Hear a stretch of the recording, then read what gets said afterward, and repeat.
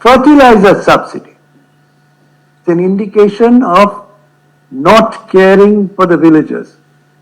কৃষকের জন্য এদের কোনো চিন্তা নেই।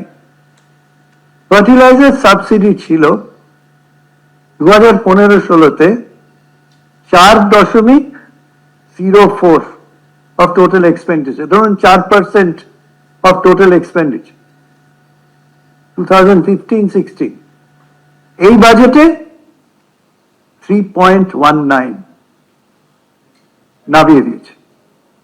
বাড়ানো তো ছেড়েই দিন, গ্রামীণ মানুষের কথা চিন্তা করে বা কৃষকের কথা চিন্তা করে বাড়ানো উচিত ছিল, বাড়ানো তো কোনো প্রশ্নই নেই, নামিয়ে দিয়েছে টু 3.19। সো 4.04 2015-16 থেকে এই বাজেটে বাজেট এস্টিমেট fallen to 3.19।